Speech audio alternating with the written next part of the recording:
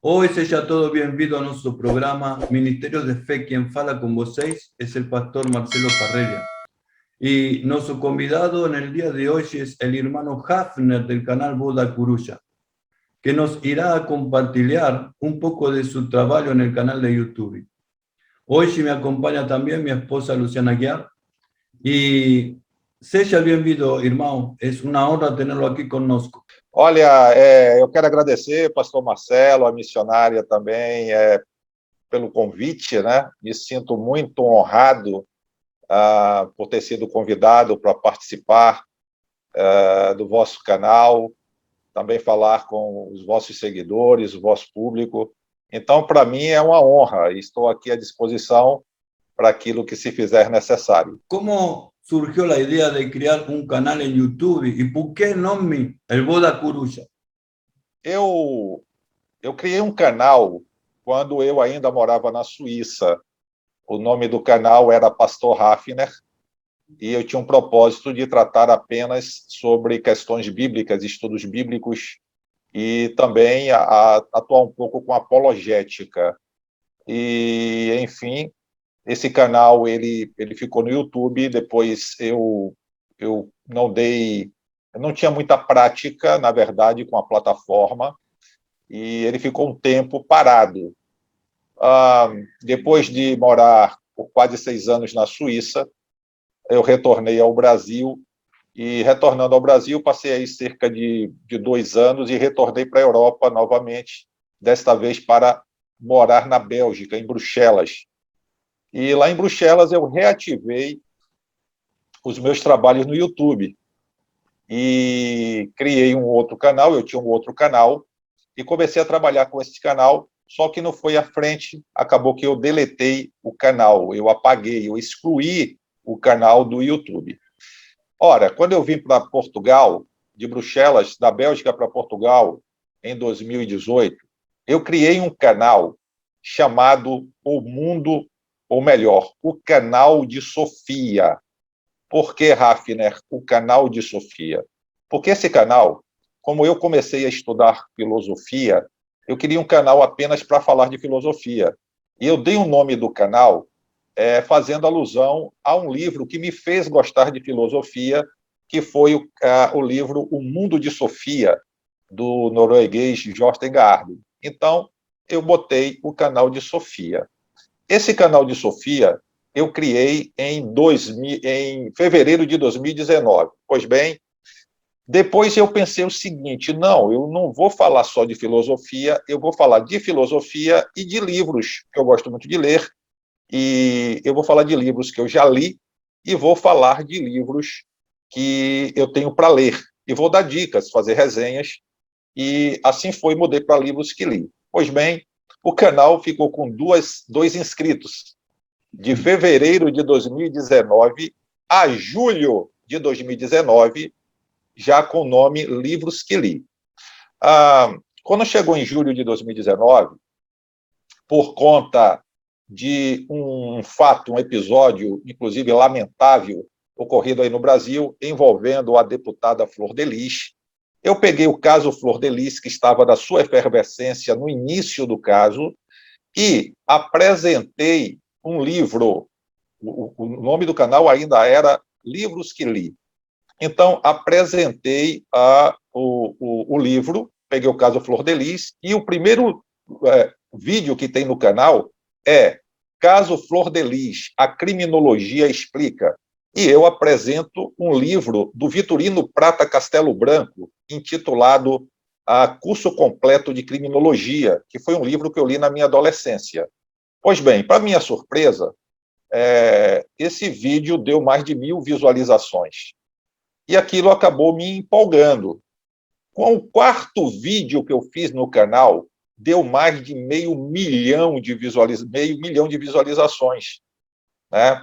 e foi um vídeo de 3 minutos também tratando do caso Flor de Lis, apresentando um outro livro, que é Crime e Castigo, do Dostoiévski.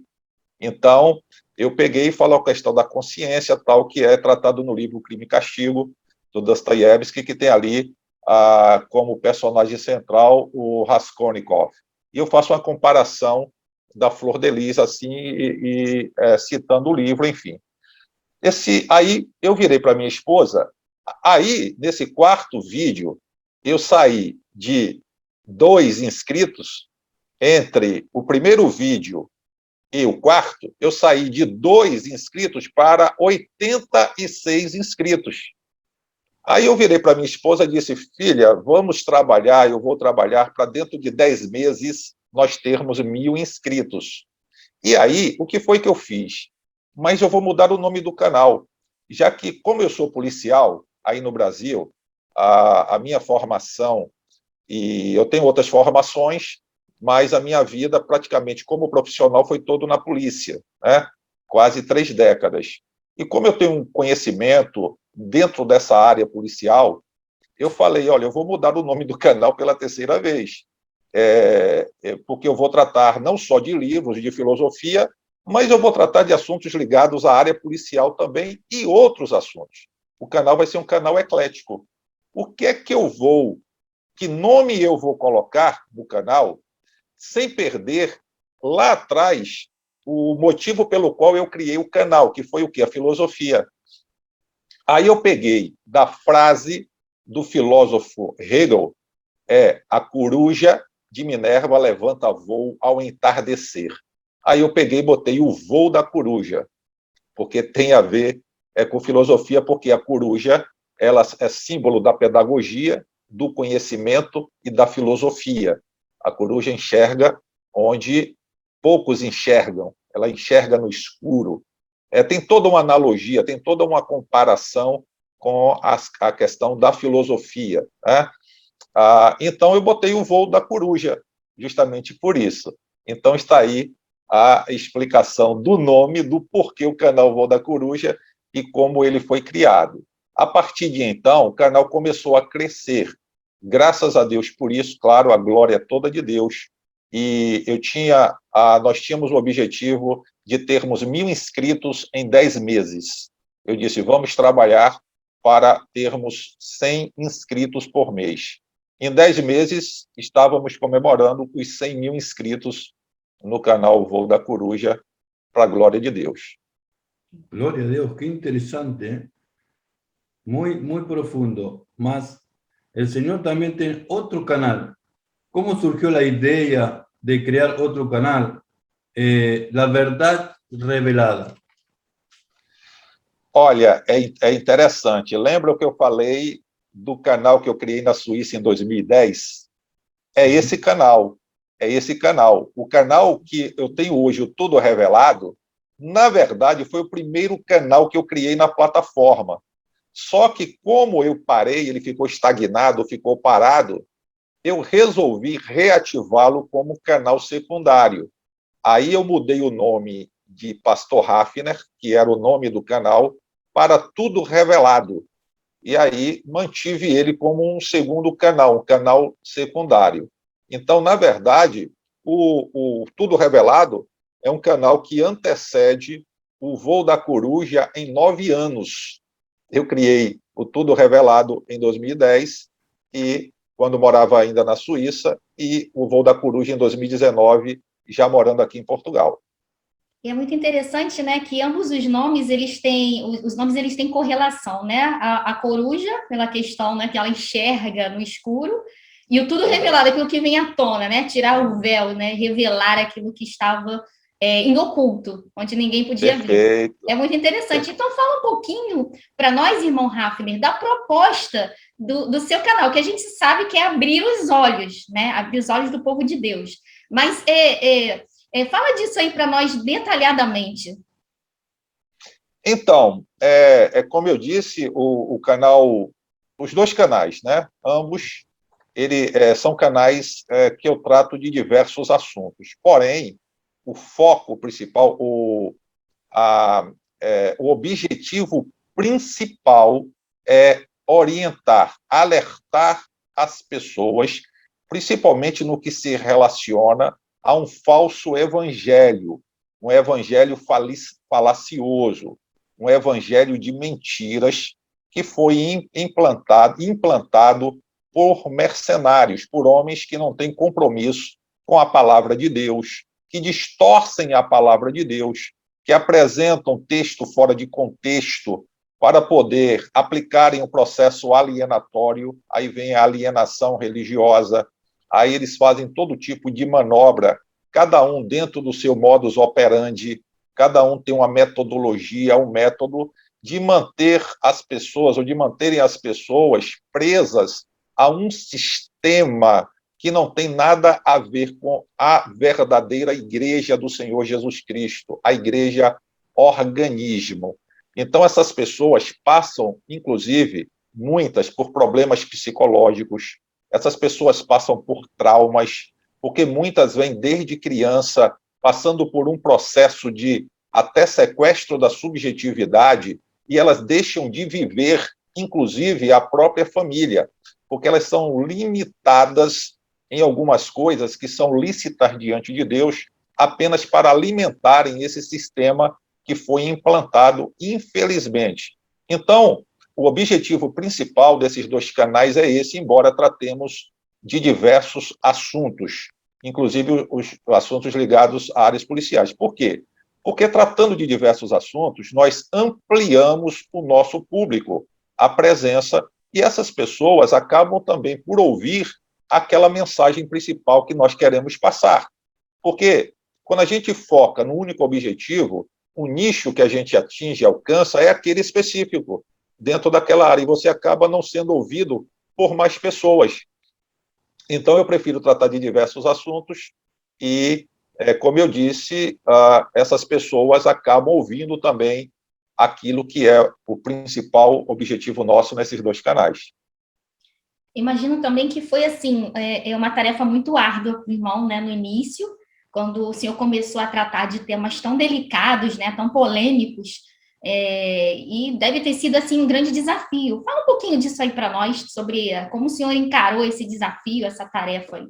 Olha, na verdade, as questões ligadas à religião, à doutrina bíblica, à sã doutrina, eu tratava de forma en passant, né? Eu não era uma coisa muito, digamos assim, eu não dava muita ênfase, porque o canal estava crescendo em uma direção que isso eu tratava, mas esporadicamente.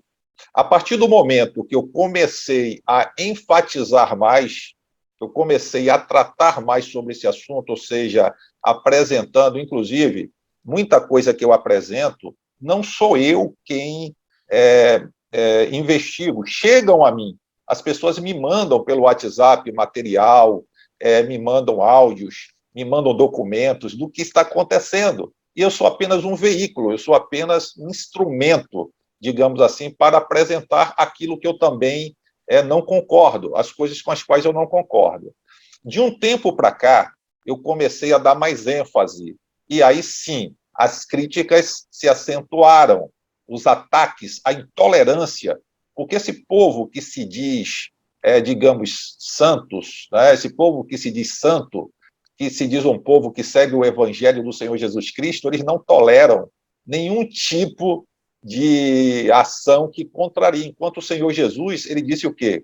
Ainda que eu fosse um inimigo, ame os vossos inimigos, bendiga os que vos maldizem, orem pelos que vos caluniam, perdoem os que vos ofendem, mas eles não. Por mais que nós estejamos mostrando a realidade, à luz da Bíblia, eles atacam e até ameaçam. Ameaçam, tem deles, é porque assim, até em respeito aos nossos seguidores, eu não exponho tudo, né? Então tem comentários, os meus comentários são retidos para análise. Então, eu não exponho aquilo que tem de agressão e de ameaça. Eu guardo alguns como provas de ameaças, né?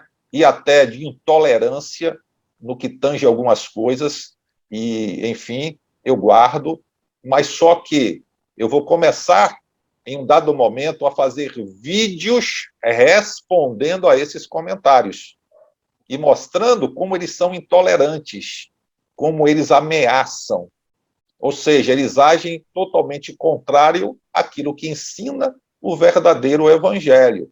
Se nós estamos atuando, tentando mostrar às pessoas e mostrando onde está o erro, não para fazer com que a pessoa ela se disperse, não fazer que ela, muito pelo contrário, que elas abandonem a fé de forma alguma. Nós queremos, o nosso propósito é direcionar as pessoas ao verdadeiro evangelho, que elas não fiquem reféns de um sistema caído, corrupto, porque muitos homens que estão nessas organizações religiosas, eles nem acreditam mais em Deus. Amém. É verdade. São ateus, eles não acreditam. Eles estão ali tão somente por um motivo e um objetivo, ganhar dinheiro fácil nas custas dos outros, explorando a fé. Ah, Rafne, mas é bíblico? É bíblico, e tem várias passagens na Bíblia, eu gosto de citar duas em especial, que é a segunda epístola de Paulo a Timóteo, capítulo 3, a partir do versículo 1, e a segunda epístola de Pedro, capítulo 2, a partir do versículo 1. Só essas duas passagens bíblicas já mostram o que está acontecendo hoje. Mas tem pessoas, é uma minoria que não se conforma, e até nos agridem e até nos ameaçam também. Essas pessoas que agredem ao Senhor, que deixam comentários que ferem a la pessoa, né? Como consegue lidar com isso? Como você processa isso? Então, pastor, eu vou confessar uma coisa. Lembra que eu falei que eu tinha um canal que eu excluí, que eu deletei, que eu apaguei? É porque eu não suportava. Eu ficava mal psicologicamente. Quando eu fui... o mínimo era seu velho, né? Pessoal, seu velho, vá procurar o que fazer, vá jogar dama, vá não sei o quê. E, enfim, e aquilo me abatia muito, aquilo me entristecia, sabe? Feria mesmo, ia na alma. Quando eu vim com esse outro canal, com o Voo da Coruja, e depois reativei o que é hoje o Tudo Revelado, eu já vi blindado com relação a isso. Hoje, eu não vou dizer que há comentários que nos ferem, sim, há comentários que... Por quê? Porque eu percebo que a pessoa não entendeu o nosso objetivo. Eu sei que também tem muitos que são fakes, né? Tem pessoas que criam perfis fakes com esse propósito, de realmente agredirem. Então, eu relevo considerando isso, que a maioria é perfil, né? São perfis fakes, e que também eu procuro não internalizar. Por exemplo, eu começo a ler um comentário. Se eu perceber já na primeira linha que o conteúdo é ofensivo, eu já deleto, eu nem termino de ler. Para quê?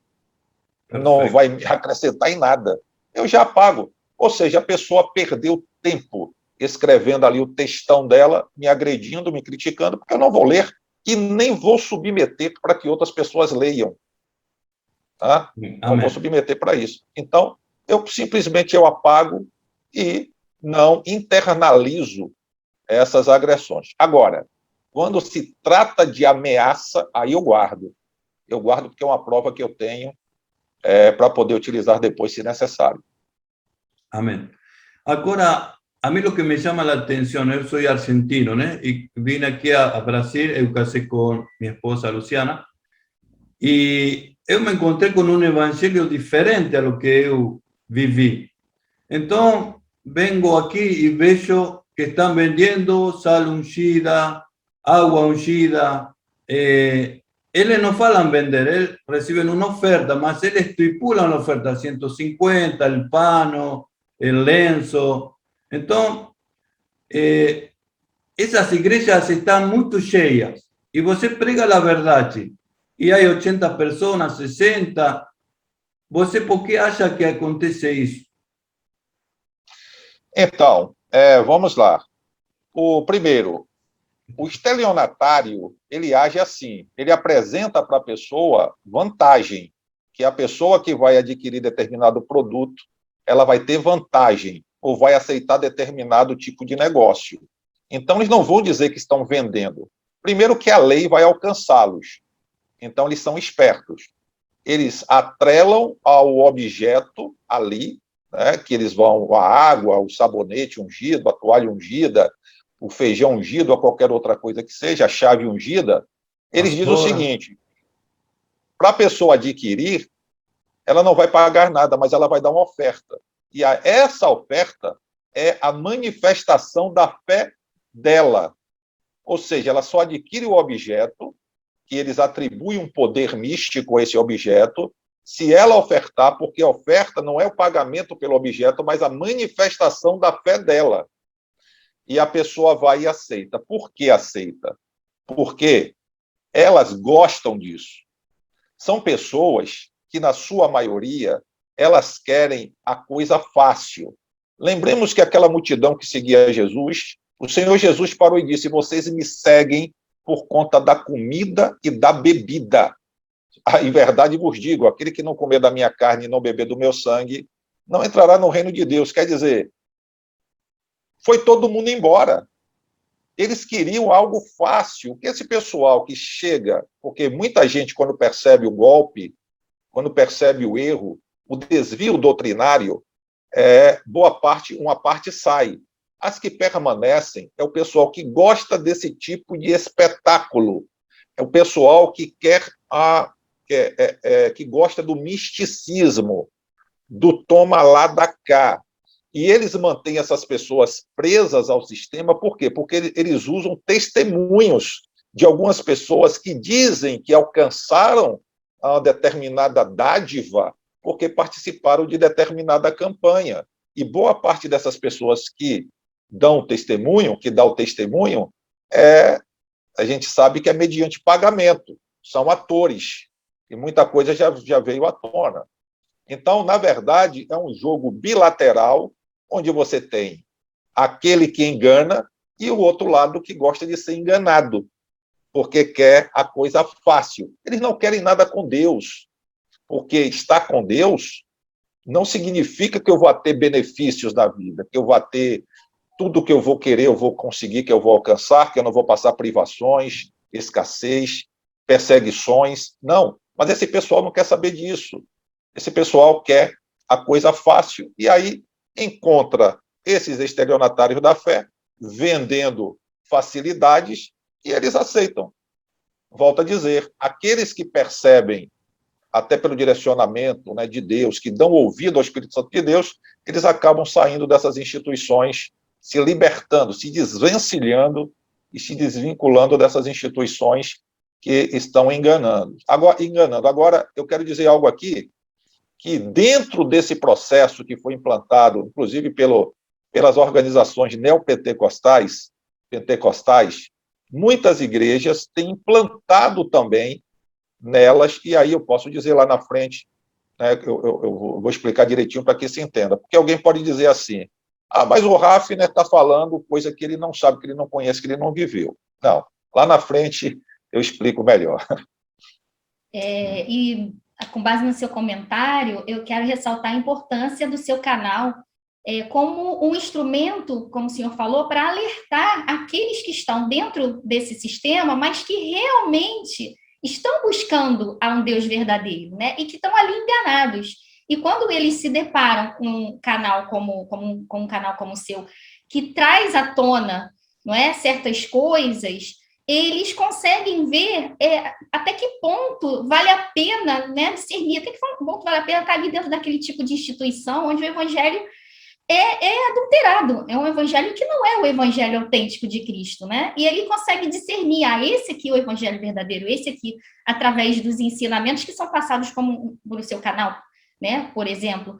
E então é muito importante, né, que o senhor realmente continue esse trabalho, não dê atenção para os comentários negativos, mas entenda que Deus está usando o seu canal, a sua pessoa, para trazer as verdadeiras ovelhas, porque Jesus falou, as ovelhas, as minhas ovelhas, ouvirão a minha voz, não é? E elas elas vão segui-lo, né? Vão seguir a Cristo, elas me seguirão. Mas como é que elas vão ouvir a voz do mestre num lugar onde a voz do mestre não está? Estão outras vozes com outros interesses. Então, alguém tem que se levantar para mostrar isso. Não para que elas abandonem a Cristo, não, né? Como o senhor falou, mas para que elas possam realmente estar no caminho em direção a Cristo, né? Bom, irmão, vamos falar um pouquinho também sobre o senhor, né? Sobre sua vida. Onde o senhor está? Aliás, primeiro, onde o senhor nasceu? Essa é a primeira pergunta. E onde o senhor mora atualmente? Ella contestó que está morando en Lisboa. ¿Por qué el señor decidió ir a morar a Lisboa? Isso. Pois bem, vamos lá. Mas antes eu quero só fazer um comentário. São justamente essas pessoas que estão saindo desse sistema, ou acordando, despertando, que nos motivam a continuarmos com o nosso trabalho e a forma como nós temos apresentado os conteúdos. Pessoas que, olha, eu acordei, assisti o seu vídeo, eu despertei, mas no sentido, olhando para o verdadeiro evangelho, não muito engano que está ocorrendo. Então, isso nos motiva para que continuemos abordando esse assunto da forma que estamos abordando, né? Grupos de pessoas sérias dentro dessas organizações que mandam material para mim, me pedem que eu divulgue no canal aquilo que está acontecendo nessas organizações. Então, isso acaba nos impulsionando e que a glória, claro, é toda de Deus e Ele nos usa como Ele quer, sendo nós instrumentos nas mãos dele. Pois bem, vamos lá. Eu nasci 10 de junho de 1965, numa cidade do sul da Bahia chamada Ilhéus. Ilhéus ficou muito conhecida, primeiro que foi uma das capitanias hereditárias aí no Brasil. Brasil colônia, Ilhéus foi uma das capitanias hereditárias. Tanto que ela é conhecida também como São Jorge dos Ilhéus, ficou muito conhecida mundialmente por conta dos livros de Jorge Amado. Então, principalmente aqui na Europa e todo mundo, Ilhéus, ela ficou através de livros como Gabriela, Terras do Sem Fim, São Jorge dos Ilhéus, enfim. E depois se tornou o maior porto exportador de cacau do mundo, quando houve uma crise, um protesto na África, no continente africano, e a região lá da minha cidade, como houve uma produção muito grande, em grande escala de cacau, se tornou, por um período de tempo, um polo exportador maior do mundo, exportador de cacau. Foi ali que eu nasci, porém, eu não cresci ali. Aos 5 anos eu saí, fui para Sergipe, fiquei até os 7 anos, claro, obviamente com meus pais, e de lá fomos para o Rio de Janeiro, onde praticamente eu cresci, Campo Grande, zona oeste do Rio, tá? Então, essa região, um grande abraço, um grande beijo aí para Campo Grande, onde eu cresci, ali pertinho, Santa Cruz, Madureira, Realengo, né, Bangu, Senador Camará, enfim. Eu amo o Rio de Janeiro, como fosse assim, também a minha terra natal. Do Rio, passei lá um grande período, depois retornei novamente para a Bahia, e aí foi quando eu ingressei na polícia, enfim, e segui a minha trajetória na polícia. Em 2010, eu saio daí do Brasil e vou para a Suíça, né? Fui para a Suíça. Eu não vou entrar na questão ministerial, porque depois eu explico. Vamos só na questão de morar, como eu vim parar aqui em Portugal. Morei na Suíça, como eu já disse, por quase 6 anos. Estive lá morando ali em Lausanne, naquela região, cheguei a morar em Chalon também, mas a maior parte foi concentrada ali em Lausanne, na Suíça, a chamada Suisse romande, que é a Suíça romana, que é a parte, o cantão, melhor, não é o cantão, mas é a parte francesa da Suíça, e moramos ali por quase 6 anos, depois voltei para o Brasil, passei cerca de 2 anos aí no Brasil, voltei, fui morar na Bélgica. Na Bélgica, eu estava em Bruxelas quando eu recebi uma proposta de trabalho, eu já estava lá numa empresa, e essa empresa, ela me abriu aqui em Portugal, para que eu pudesse vir para cá representando a empresa, sendo representante dessa empresa aqui em Portugal. Foi quando eu vim com a minha esposa, com a Marta, para cá. Aqui, algumas coisas aconteceram, né? Enfim, acabou que aprove a Deus, aprove ao Senhor que estamos aqui desde 2018 e ainda não sabemos por quanto tempo ficaremos aqui. É um lugar muito lindo, né? Nós tivemos a oportunidade de estar aí em Lisboa em 2017, amamos a cidade, é muito tranquila, o povo português é um povo muito tranquilo, muito receptivo, né? A gente ficou assim encantado com Lisboa. A gente estava preocupado de sair do hotel às 9 da noite e andar pelas ruas, usando celular, e nós perguntamos, é tranquilo aqui, dá para andar com o celular? E eles falaram, né? Sim, claro, pode andar à vontade aqui, não precisa ter medo de nada, pode andar às 9, às 10 da noite. E a gente ficou assim, abismado, né? Que bom. Eu fiz vídeos, então... inclusive, em Lisboa, 2 da manhã, eu passando em ruas assim, pouco iluminadas e mostrando para as pessoas ao vivo, olha o que eu estou fazendo aqui, e coincidiu que em um desses vídeos passou uma pessoa falando ao celular.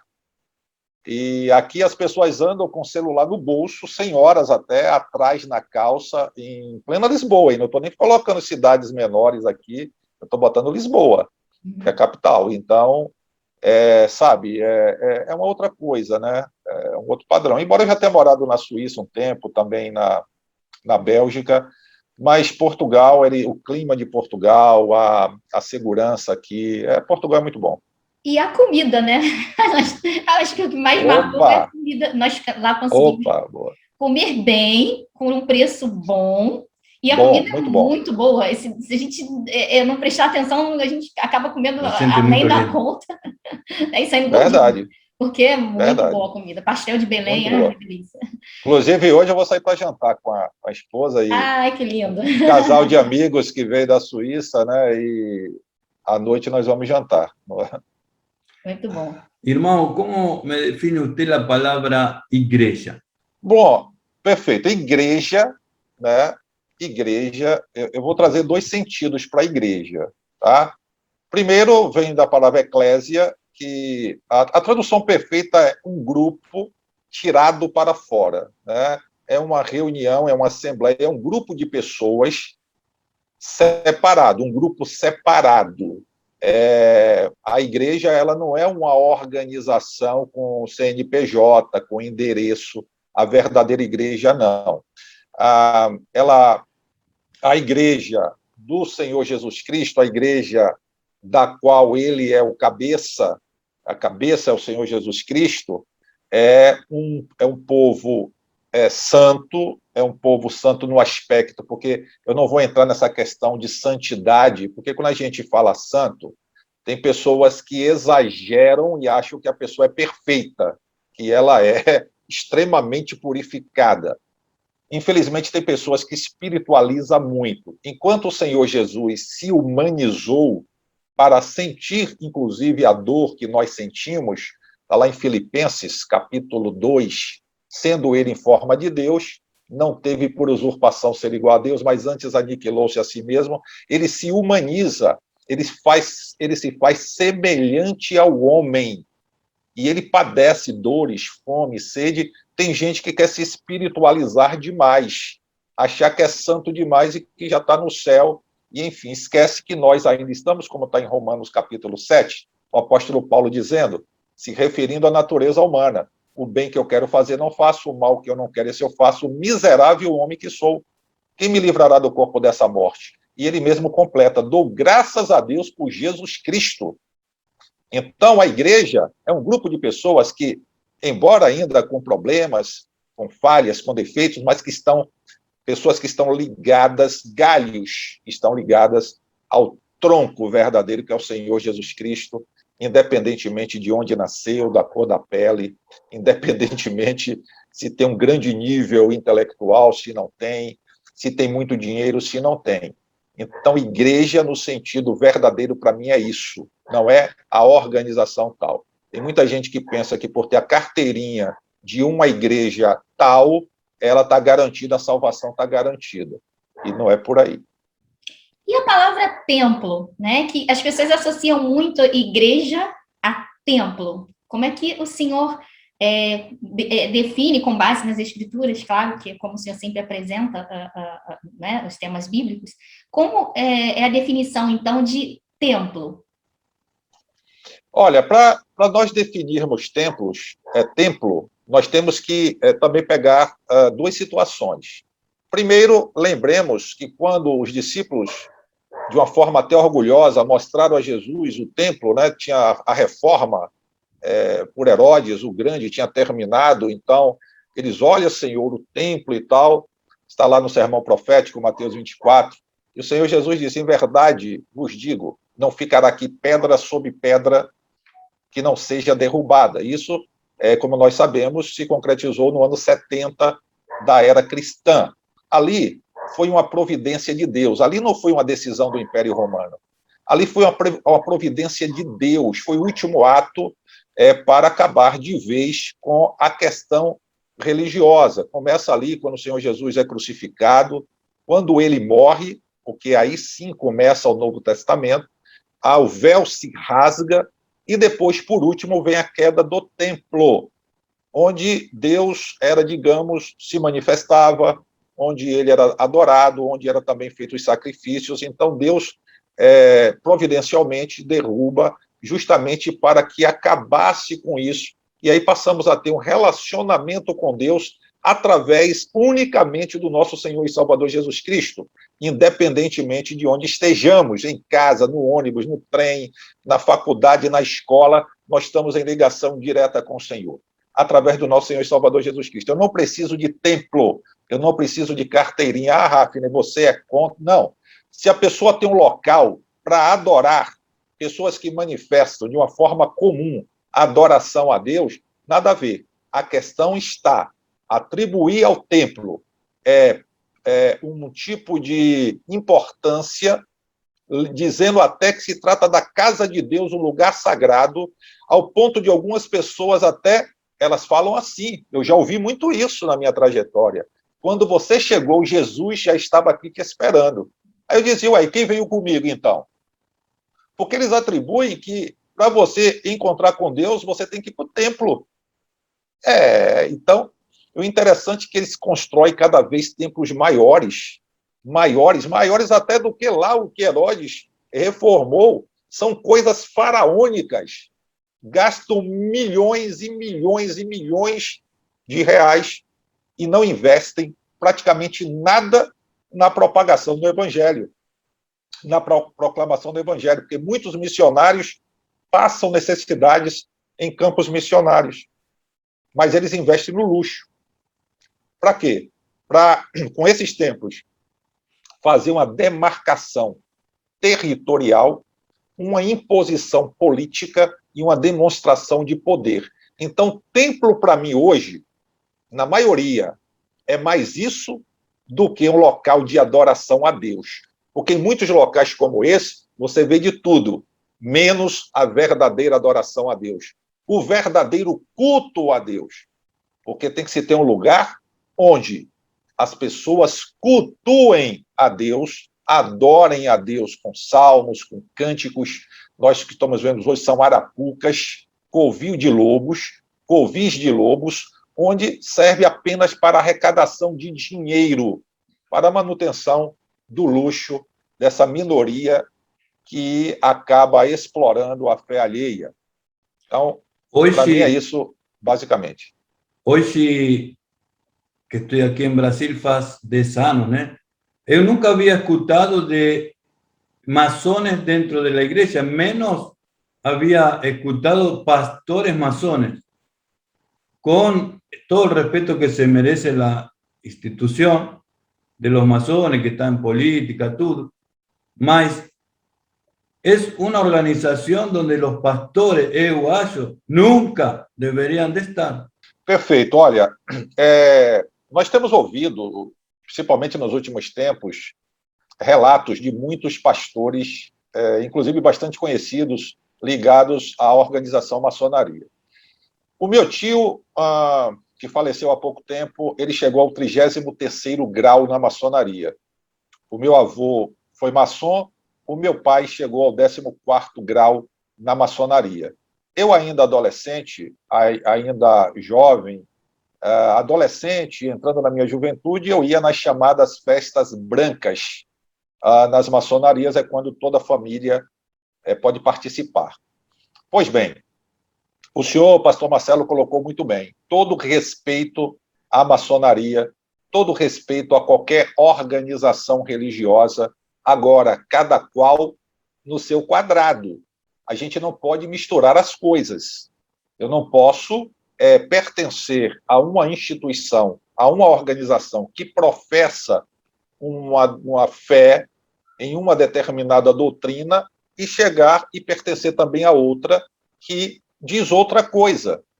Então, quando se entra na maçonaria, o cristão, se entrar, ele vai ter que passar por processos, até na mudança de graus, que contrariam o que está escrito na Bíblia.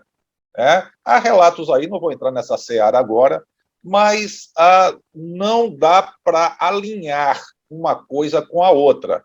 A maçonaria, claro, inclusive a igreja presbiteriana, ela proibiu há pouco tempo o ingresso de pastores da presbiteriana, que é uma igreja até que, uma organização religiosa que eu respeito, devido à dedicação ao estudo da Bíblia, da palavra, mas até pouco tempo atrás,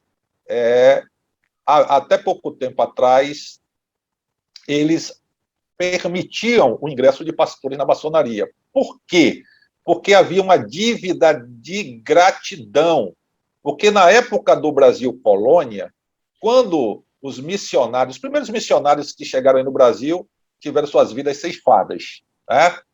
Ora, depois, como é que os cultos evangélicos, principalmente o pessoal da presbiteriana, os irmãos da presbiteriana, como é que eles faziam? Em templos maçônicos. Ou seja, a maçonaria permitiu que os pastores, os cristãos, os crentes, vamos assim dizer, os evangélicos, fizessem cultos dentro dos templos maçônicos. E aí criou essa dívida de gratidão. E pastores começaram, enfim. E isso se estendeu para outras organizações religiosas. Só que a própria presbiteriana, em um recente concílio, eles decidiram, olha, quem já é, fica. Quem não é, está proibido, não entra mais. Não pode mais fazer parte.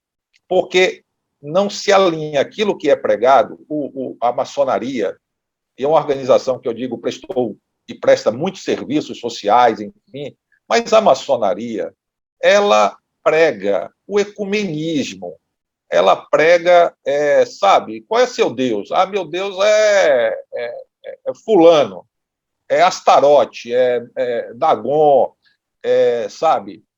Não importa. Não importa. Então, cada um tem a sua própria verdade, um pedacinho da verdade de um pedacinho da verdade de outro, e isso não se coaduna, não se alinha com o Evangelho. Exato. Porque quando a Bíblia diz seguir a paz com todos e a santificação, ou seja, a separação, o fato de eu viver em paz com todos não significa que eu deva fazer aquilo que os outros fazem, que eu pratique, eu devo me separar, me santificar. E aí ele diz, o escritor aos Hebreus, a santificação sem a qual ninguém verá o Senhor. Verá o Senhor onde? Como? Em mim. Porque se todos vão estar diante do Senhor, todos vão ver, independentemente, Então todos vão ver. Então, não vai ver Deus como? Em mim. Porque até os próprios vão dizer o seguinte, mas ele não é crente, ele não é evangélico? O que ele está fazendo aqui? Porque ele está participando desse ritual aqui com a gente. Entende? Então, é por aí. Então, não tem... Agora, volto a dizer, muitos pastores hoje são ateus, muitos pastores hoje não acreditam na ressurreição literal de Jesus. Outros nem acreditam em Jesus como nós acreditamos. Eles acreditam que Jesus foi um personagem histórico, mas que foi um desses profetas que surgiram. Sim, então para eles é conveniente participar de algumas organizações, dentre elas a própria maçonaria. Por quê? Porque a maçonaria, ela dá à pessoa uma certa influência, ela abre caminhos dentro da sociedade quando a pessoa, porque é um grupo que é unido, é uma, como eles chamam de irmandade. Eu não vou entrar na questão aqui, porque não é o caso, né, da gente falar da história da maçonaria e tal, mas é uma irmandade, eles consideram mesmo irmãos, mais até do que muitas igrejas ditas evangélicas, hein? Eles têm muito mais harmonia, muito mais... eles têm muito mais consideração com os pares do que dentro, porque o que eu já vi de coisa entre irmãos, e eu estou falando pastores, estou falando nem na membresia, estou falando pastores. Bom, a próxima pergunta é, como o senhor vê a diferença da igreja no Brasil, a igreja que está no Brasil, e a igreja que está em Portugal? E até de outros países que o irmão já tenha vivido ou já tenha visitado. Vamos lembrar, o primeiro ponto, né? Vamos lembrar que o berço do protestantismo é aqui na Europa, né? Foi aqui na Europa, né? É aqui que tudo começa, com Lutero, século XVI, Alemanha, enfim. O evangelho, ele cresceu muito na Europa, né? Em determinado período ele se expandiu.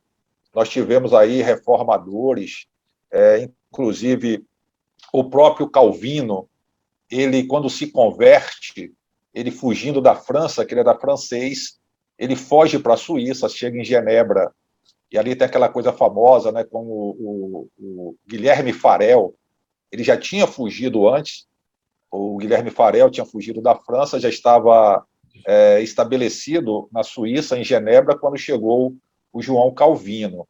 E quando o João Calvino chegou, o que Calvino queria era um lugar tranquilo para escrever. O Calvino não queria um lugar para... E o Farel, o Guilherme Farel, apontou o dedo para ele e disse, você quer descanso? Tem até um quadro pintado, famoso, né? O Guilherme Farel apontando para o Calvino e dizendo, Deus amaldiçoe o seu descanso. E aí o Calvino despertou. Por quê? Eu estou falando isso. Por conta da reforma. A Europa, ela teve digamos assim, uma efervescência na pregação do evangelho, né? Aquela coisa bem fervorosa. E hoje nós temos o que se chama aqui de pós-cristianismo. Tem nações que praticamente o evangelho já não existe mais.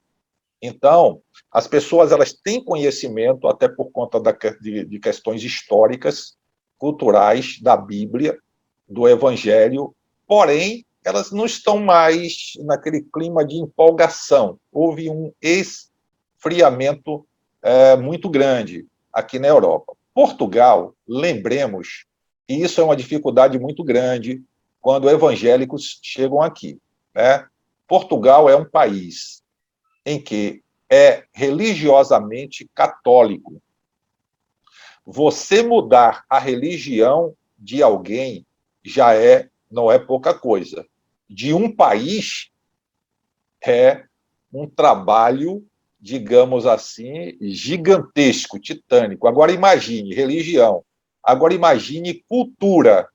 O catolicismo faz parte também da cultura do povo português.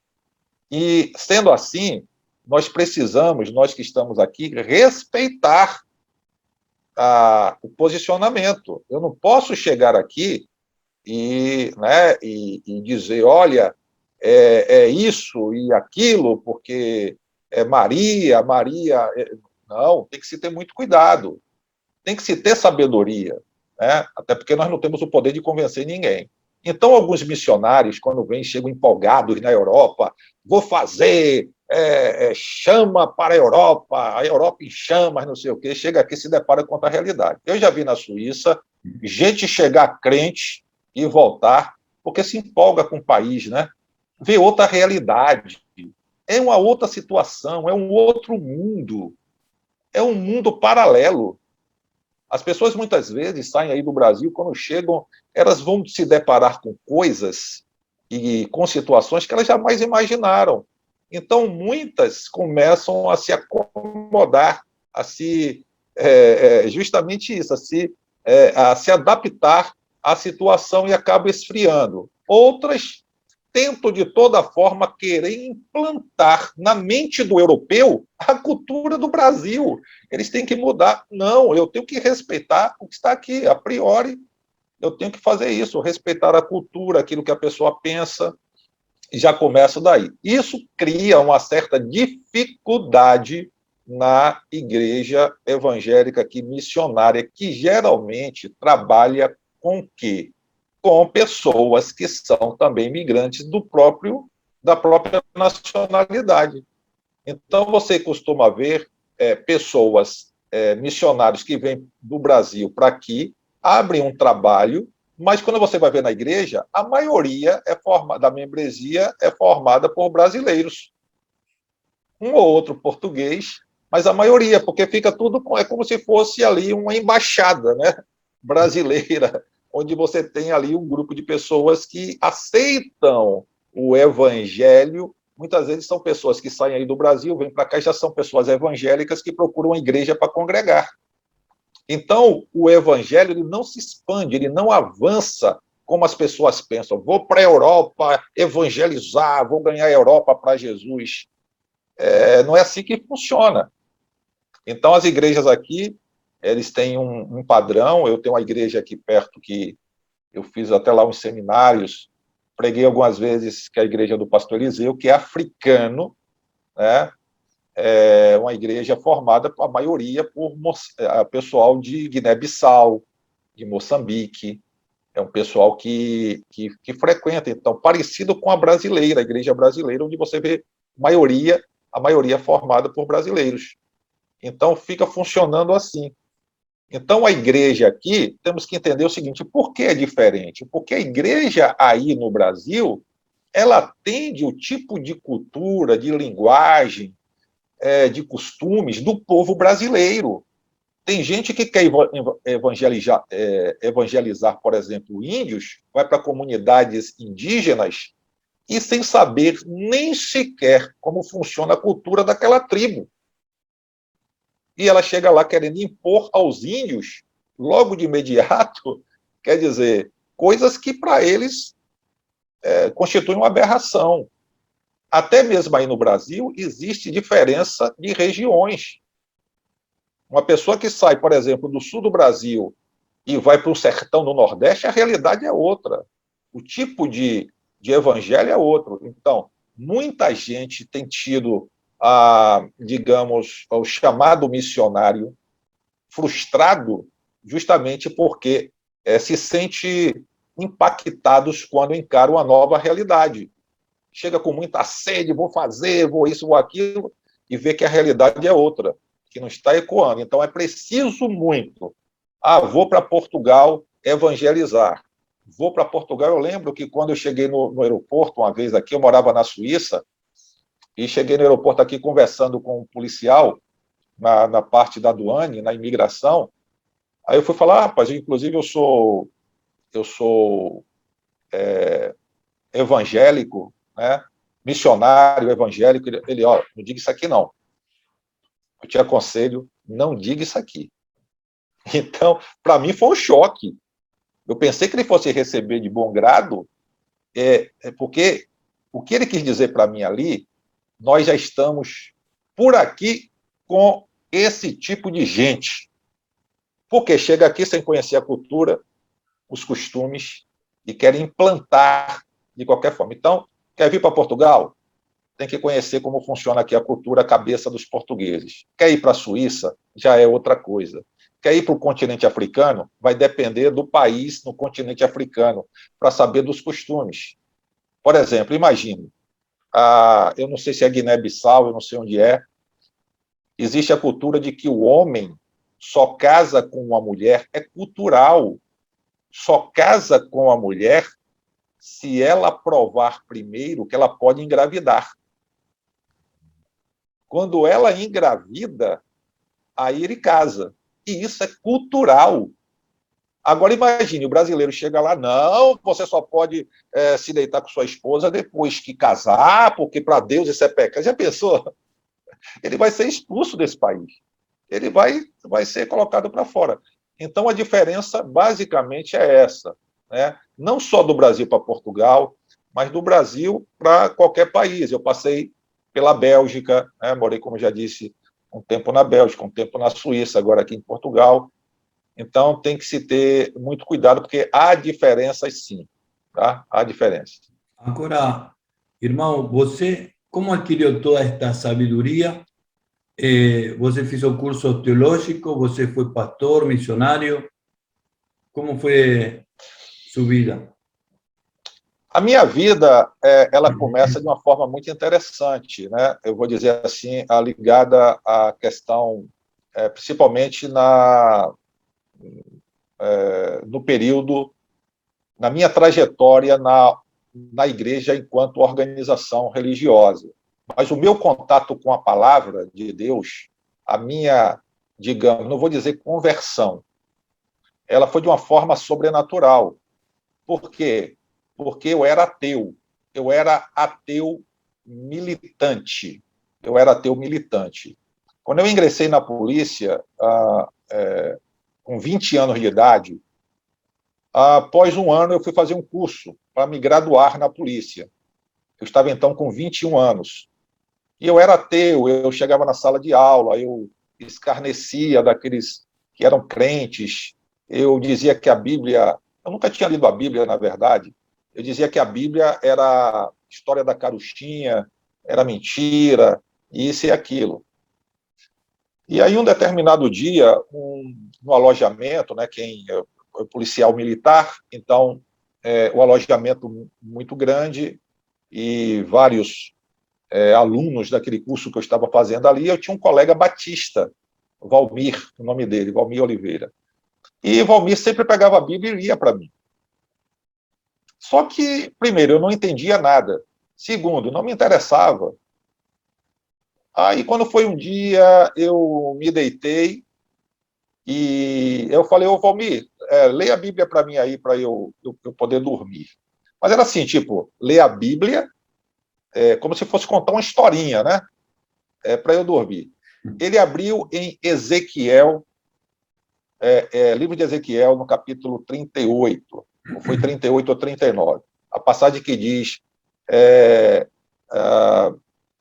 que vai falar sobre Tubal, Meseque Tubal, né? Aquela passagem, o livro do profeta Ezequiel, um dos livros mais difíceis de se interpretar a partir de dado momento, e ele lê justamente essa passagem para mim.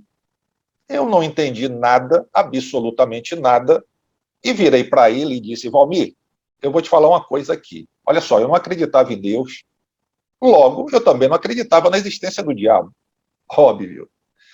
Então, eu disse para ele, ô Valmir, vou te falar uma coisa aqui, hein? Se o diabo me fizesse ganhar na loto 5 vezes e fizesse eu viver até 100 anos com a energia que eu tenho hoje, eu tinha 21 anos na época, com a energia que eu tenho hoje, eu vivi até 100 anos, depois ele podia me levar minha alma, não tinha problema nenhum. Virei para o lado e dormi.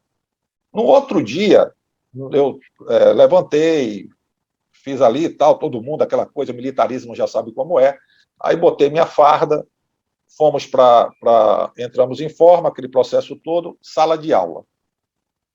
Quando eu cheguei na sala de aula, olha, gente, isso é coisa para quem crê, para quem é crente. Quando eu olhei para o chão, tinha uns cartões da Loto. Eu vi. Se foi uma visão ou não, eu não sei, porque depois eu não vi mais. Porque eu não toquei, não lembrei do que eu falei na noite anterior, apenas sentei e chegou um outro colega meu que sentava na minha frente, por nome Magno.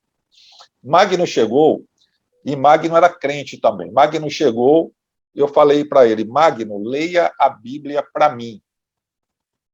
E Magno pegou a Bíblia e começou a ler na parte que eu mais contestava, Gênesis, capítulo 1. No princípio criou Deus os céus e a terra, porém, era sem forma e vazia.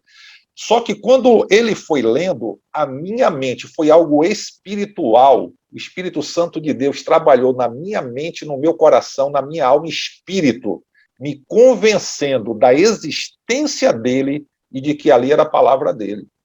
Algo sobrenatural. E eu, enquanto Magno lia, eu, com a minha boca, dizia: Deus existe, Deus existe, Deus existe.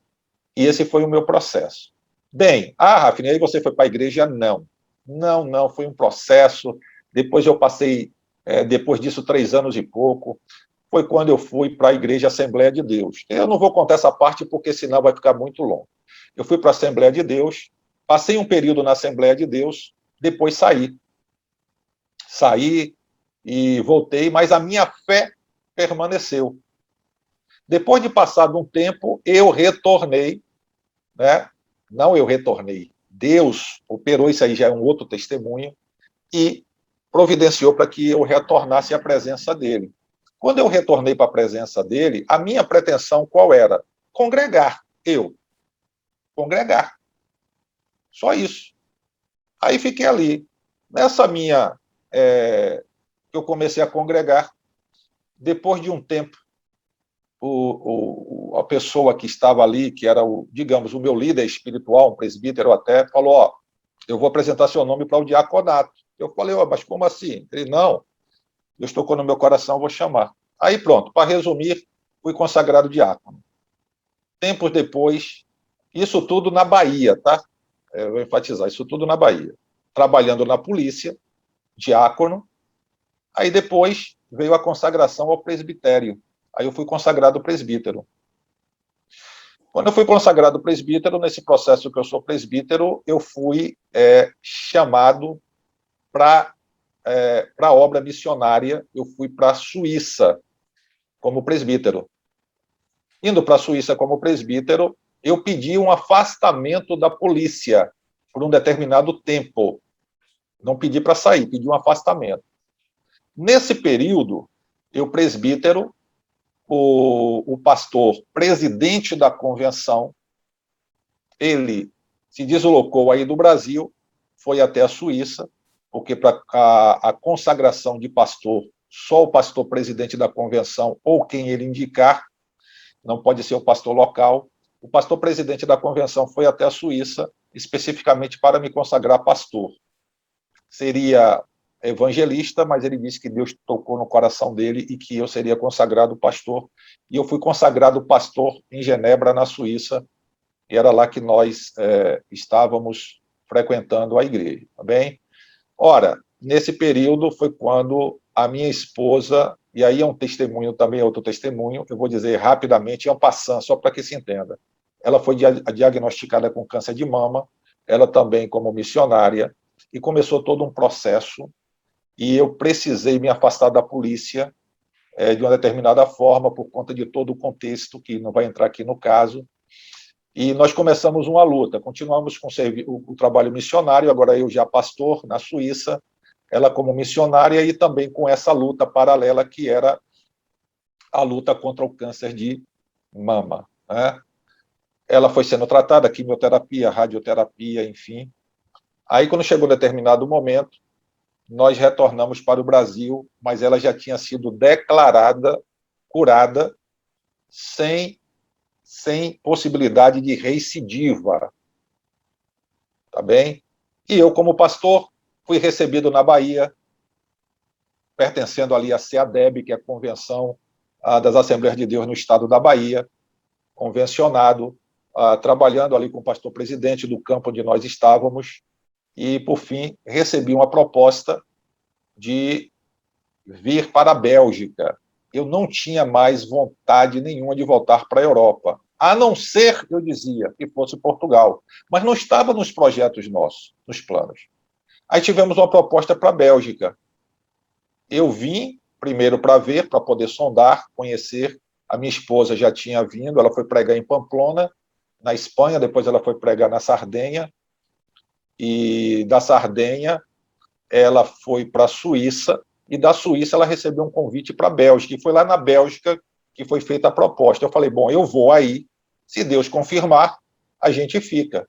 Foi quando eu fui para a Bélgica, lembrando que já como pastor, tudo, aquela coisa toda, fui para a Bélgica, já pastor há algum tempo, já pastoreando aí no Brasil, aí fui para a Bélgica. Chegou na Bélgica, Deus confirmou, ficamos lá. Chegamos na Bélgica, eu comecei, estava na igreja, mas também passei a trabalhar por uma empresa. Aí veio aquela história de que a empresa me fez a proposta de vir aqui para Portugal.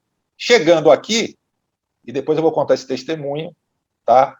Chegando aqui em Portugal, minha esposa, que já estava desenvolvendo as dores na coluna, ela parou de andar totalmente. E o médico neurocirurgião virou para mim e disse assim: a sua esposa nunca mais vai andar. E desse hospital, poucos dias que nós estávamos aqui, não tínhamos nem encontrado casa ainda. Tínhamos alugado um quarto quando isso tudo aconteceu. Isso tudo é importante eu explicar, porque alguém pode... Por que você não está pastoreando hoje? Por que você não está... Eu preciso chegar nisso. Resultado, minha esposa, desse hospital, Hospital São José, aqui em Lisboa, ela foi transferida para o Hospital dos Capuchos, onde ela passou 83 dias na cama no hospital. E uma fisioterapeuta disse, você talvez nem sente mais. Andar, esqueça. Quando deram alta a minha esposa, alta entre aspas, tivemos que alugar uma cama hospitalar, porque minha esposa nem de lado ela conseguia se virar. Aí eu tive que aprender a cozinhar. Ela da cama, ela me dizia o que fazer, eu tive que aprender a cozinhar, fazer as coisas todas dentro de casa. Vivendo ali, auxiliando a ela, tive que trabalhar também. E foi aí quando surgiu o canal, né? Por isso que o canal também foi um milagre da parte de Deus. Para resumir, nesse processo todo, eu automaticamente me desvinculei da igreja e pedi desligamento da convenção, porque Deus já tinha me mostrado em sonho que eu não iria permanecer. E eu me desliguei, eu pedi o meu desligamento da convenção, fiz um documento agradecendo e tudo, e me desvinculei. Saí da instituição, da organização, da convenção das Assembleias de Deus no estado da Bahia e prossegui aqui em Portugal, cuidando da minha esposa e tal. Hoje, para a honra e glória do Senhor, os médicos ficam surpreendidos, porque hoje minha esposa já vai para mercado sozinha, para shopping, já faz tudo. E foi assim, o câncer de mama deu uma metástase, foi para a coluna, e os médicos disseram que não tinha mais jeito, que ela nunca mais iria andar, e ela está aí, graças a Deus, saudável, tá? Sabe, os médicos ficam sem entender, ficam... Marta, é você mesmo? Eu não acredito. Sim, que é impossível para o homem, é possível para Deus. E esse período que ela passou no hospital, ela evangelizou bastante. Às vezes eu chegava no hospital para visitá-la, eu só ouvia as risadas dela. Ela no terceiro andar, eu já ouvia de baixo, eu já ouvia as risadas dela alto, e ninguém entendia como é que ela está nessa situação, um diagnóstico de que nunca mais vai andar e está com essa alegria toda. E ela evangelizando as enfermeiras, os médicos, as médicas, o pessoal. Chegava o pessoal no mesmo leito dela, fazia amizade com ela, eu acompanhei isso. Daqui a pouco, cadê fulana? Morreu. Daqui a pouco vinha outra. Quando eu chegava lá, cama vazia. Cadê? Faleceu. Mas ali, ela já tinha evangelizado a pessoa. Amén. Deus colocou Sabe que naquele estoy período. sintiendo toda una electricidad correr por mi cuerpo, estoy escuchando el testimonio, estoy recibiendo, porque nós estamos pasando un proceso, ¿no? Ella está también con cáncer de mamas y yo digo, wow, el Señor está falando, ¿no? Porque ela a veces fica muito triste, eu falo para ela que tiene que ficar alegre. Converse com minha esposa, riso, depois né? Converse com minha esposa, viu? Converse, faça amizade com ela vai passar. Ela recebeu palavras assim sabe, que era para ela estar abatida, já era para ter partido só pela depressão, se ela deixasse internalizar, se ela internalizasse o que ela ouviu. e o que ela passou, né? E eu acompanhei de perto, e para mim, sabe, era uma tristeza na alma muito grande, porque eu vi a minha esposa ali, conhecendo ela como eu conheço, super ativa, sempre foi independente, dirige. A última viagem que ela fez, por exemplo, ela dirigiu sozinha, dirigiu da Suíça para a Bélgica. Foram 11 horas ela dirigindo, só parou uma vez para ir ao banheiro, né? E depois, enfim. Então, eu sei da atividade dela, de como ela é independente, e, de repente, eu a vendo naquela situação, e as pessoas não entendiam, porque ligavam para ela pessoas contando problemas, gente, que são problemas que são resolvidos apenas com diálogo, e chorando, e ela dando conselhos. E as pessoas, como é que ela está nessa situação e ainda está dando... Mas ela sempre foi otimista, ela sempre diz, eu acredito no Deus em que eu sirvo. A última palavra é dele. E hoje eles estão testemunhando aqui, os médicos, todo mundo. O milagre que Deus fez, fazendo com que ela voltasse a andar. Ela também tem um canal? Tem. Eu vou então mandar um link depois. Fazer uma entrevista com ela, fala para ela. Amém? Pronto, tá certo, ótimo. Ela vai contar esse testemunho. Ontem ela contou assim rapidamente no canal dela, que ela está começando agora, né, as lives e tudo. Foi a primeira live ontem, ela contou um pouco, mas ela pode fazer que ela vai contar mais, porque eu testemunhei, vi, mas quem passou e está passando é ela. Amém. Agora eu vou falar uma coisa para o Senhor. O Senhor já falou que foi ungido pastor. Eu estou fazendo a entrevista como irmão, né? A entrevista de seu canal. Mas agora, quando Deus unge, isso fica para sempre. Agora quero saber, você, aunque se vinculou de la Asamblea de los Pastores, né? Isso não quita que o Senhor seja pastor. Então, você como se definiria? Como irmão, como pastor, como guia de las ovelhas? Como en su canal, ¿eh? En su canal estoy falando, no como su trabajo ministerial. En el canal, ¿cómo você se define? Pronto, vamos lá. Primeiramente, sem nenhum tipo de... E Deus sabe, Deus conhece nossos corações. Eu sou extremamente, completamente dependente da graça de Deus, né? E logo, como instrumento, eu digo que nós, como instrumentos, somos como para-raios, né? O para-raios, ele está ali parado, o dia está bonito, né? O dia está bonito, mas o para-raio está ali, no lugar dele. Uma hora ele vai ser usado, uma hora ele vai ser necessário.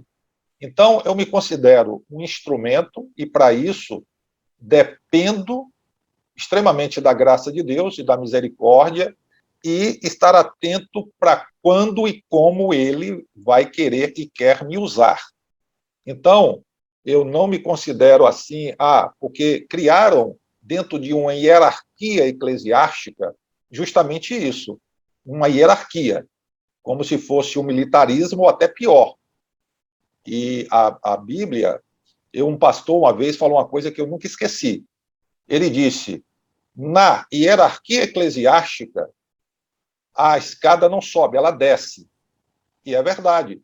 Quando Paulo usou o termo ministro, ele usou um termo que, traduzido do grego, significa aqueles remadores de triremes que pegavam a parte pior, que se esforçava mais, que eram aqueles remos que ficavam submersos. Não é para ficar aí andando, não tenho nada a ver com quem não tem contra uma pessoa que tem uma vida boa, mas que tenha de forma lícita, não se aproveitando da fé dos outros.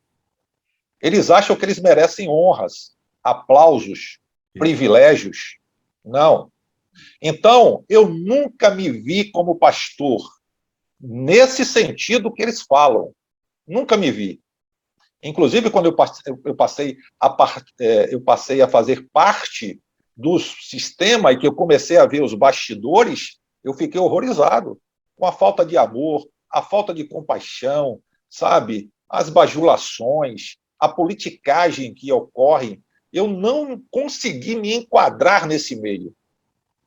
Então, eu não me considero pastor e eu digo que é o seguinte, existe o dom o dom e o dono é Deus, é o Senhor Jesus. Ele é o dono. Ele vai me usar quando, como e onde Ele quiser. Eu não posso dizer eu sou, porque o eu sou é só o nosso Deus e Pai. Tem uma coisa, não lembro quem foi que disse, que é o seguinte: quando eu leio um livro pela segunda vez, o livro já não é mais o mesmo livro. E eu já não sou mais a mesma pessoa. Então, a forma como eu vou interpretar esse livro vai ser diferente de como eu interpretei anos atrás, quando eu li pela primeira vez. É igual ali Parmênides, né? Heráclitos, Parmênides, que diz: o homem entra no rio, o rio já não é mais o mesmo rio, nem o homem é o mesmo homem. Nós mudamos, mas Deus não. Ele é o que é. Então, eu não me considero pastor dentro desse, como eu já disse, desse sistema. Talvez Deus tenha me usado durante um período, para um propósito, com o dom. Ora, o dom ainda permanece em mim? Não sei. Deus vai me voltar a usar um dia? Não sei. E qual é seu projeto, então, Hafner? Vou dizer qual é o meu projeto, vou revelar em primeira mão aqui para vocês. O meu projeto é, se Deus permitir e assim quiser, em uma data futura, eu fazer cruzadas evangelísticas sem negócio de placa de igreja nem nada. Propagação do evangelho, só. Dizer Jesus, falar de Jesus, falar do evangelho, proclamar, e as outras coisas do Espírito Santo de Deus opera. A minha vontade, eu já falei com minha esposa, se for da vontade de Deus voltarmos para o Brasil, eu ter um carro, eu quero adquirir e viajar pelo Brasil, fazendo pequenas cruzadas. Inclusive, eu presenciei por 17 dias no Ceará, algo assim que me deixou maravilhado. E eu quero fazer desse tipo, pregar sem pedir nada, no caso nada em troca. Eu quero que as pessoas ouçam.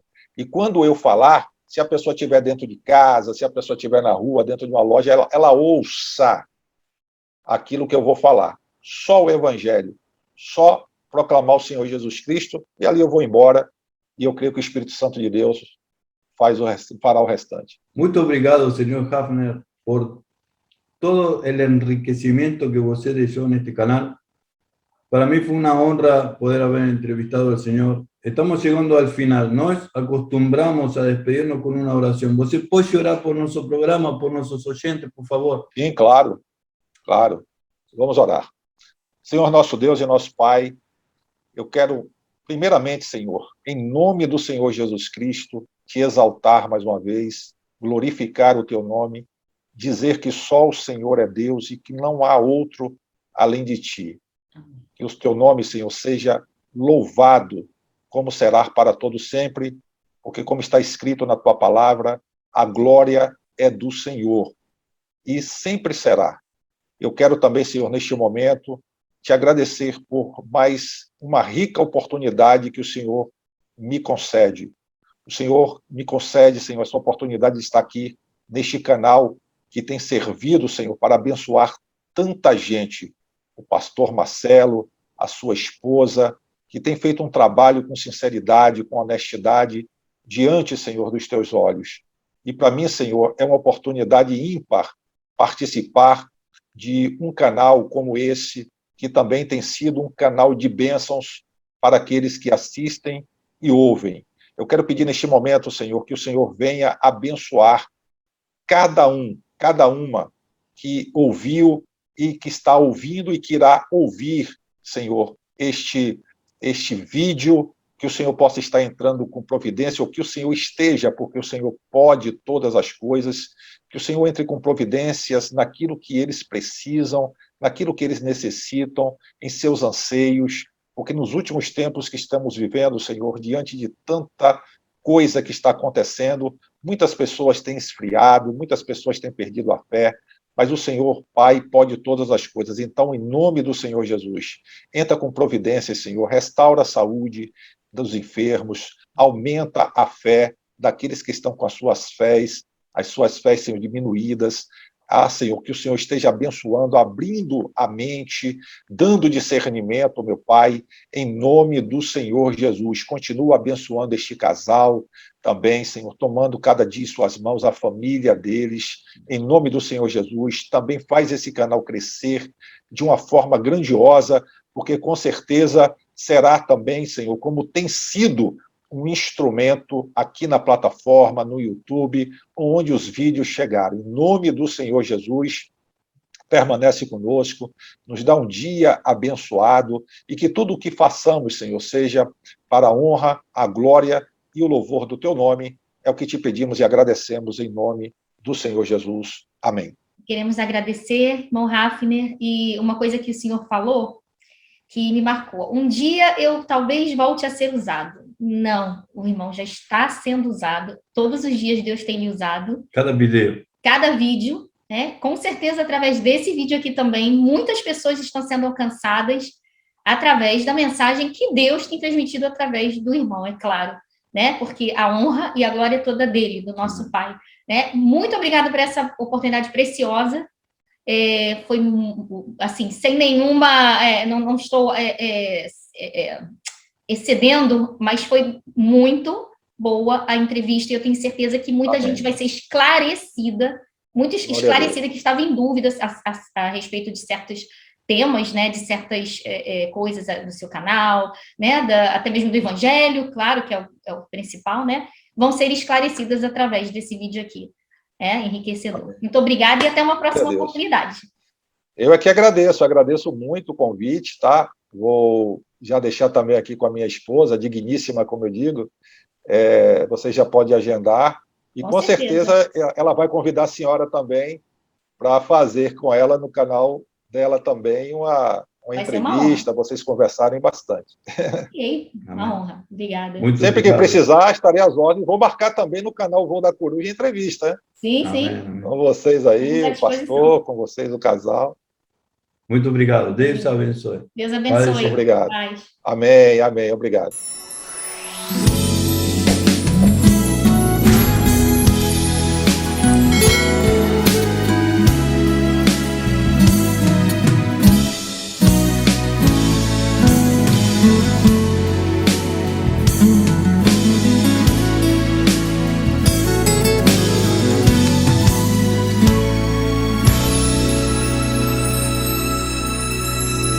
Dependo de tu unción, Señor, dependo de tu gracia. No hay razón alguna en mi vida sin tenerte. Y veo tu actuar y tu cuidado sobre mí. Conduces mi camino y me haces conocerte. Solo